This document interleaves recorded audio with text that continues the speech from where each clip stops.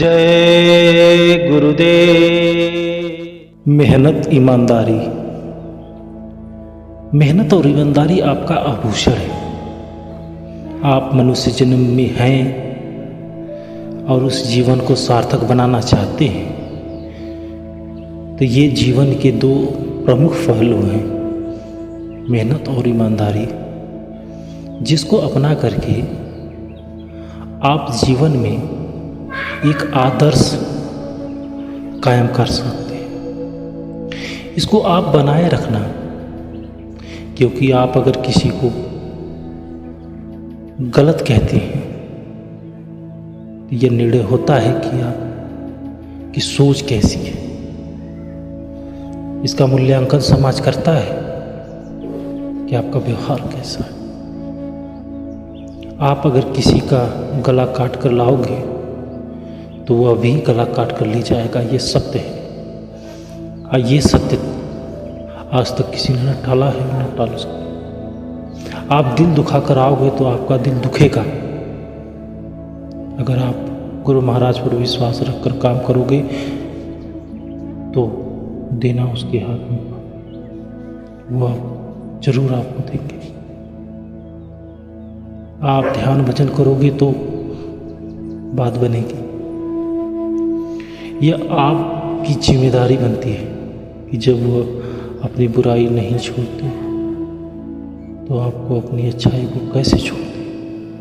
यदि आप ध्यान भजन करोगे तो शाकाहारी का प्रचार करोगे तो आप पर अपार दया में होगी। सतगुरु आप पर रीझेंगे और आपको मालामाल कर देंगे। संकल्प में बड़ी शक्ति होती है। अगर आप संकल्प को ना लो तो काम हो जाएगा। और जब मन ना माने तो गुरु महाराज के रूप को याद करना। अगर आपका मन मानने लगे तो गुरु महाराज आपकी बुराई काट रहे हैं, ये जरूर सोच लेना।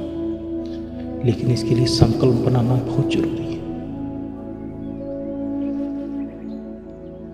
आप लोग जब भी आते हो मालिक के दरबार तो आपको संकल्प बनाना चाहिए कि रोज स्वयं ध्यान भजन सुमरन करेंगे, सत्य की राह पे चलेंगे, ये सत्संग में जो बताया गया है उसका अनुसरण करेंगे।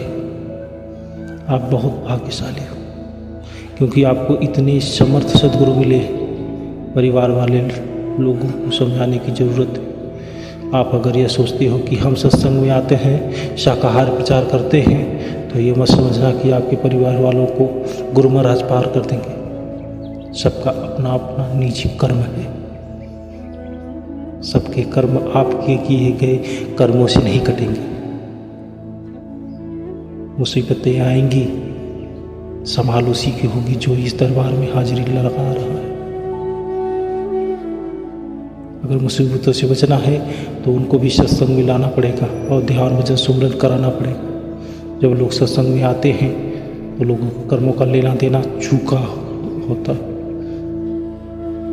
आप शाकाहारी का प्रचार करते हो, उससे शरीर थक जाता है, और जब शरीर थक जाता है तो मन भी थक जाता है, और जब मन थक जाता है वह रुक जाता है और ध्यान भजन में मन लगने लगता है।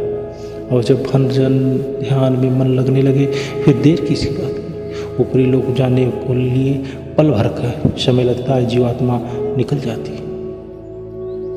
आप जिनको चाहते हो या जो लोग आपके नज़दीक हैं उन सबको प्रचार में लगा दो, उनको सत्संग में लेना शुरू कर दो, और वो ध्यान भजन करने लग जाए तो वो गलत काम नहीं करेंगे और बुरे कर्मों से बच जाएंगे।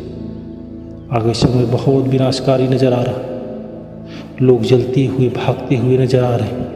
यह मुसीबत आती है, तकलीफ आती है, तब लोग एक मिनट के लिए भगवान को याद नहीं करते। कुदरत का थप्पड़ बड़ा जोरदार होता। जो भगवान पर विश्वास नहीं रखते वे भी भगवान को याद करने लगते हैं, ऐसा थप्पड़ लगता है। जगह जगह सत्संग होता है, उसके कारण कुदरत रुकी हुई है। अगर उन्होंने प्रचार करना बंद कर दिया कुदरत अपना असर दिखाना शुरू कर देगी। बज रहा काल का डंका कोई भी बच न पाएगा, बचेगा साधन कोई जो सत्य से लौ लगाएगा। सदा शाकाहारी जीव बने रहे, जीवों पर अच्छा करें, जय गुरुदेव।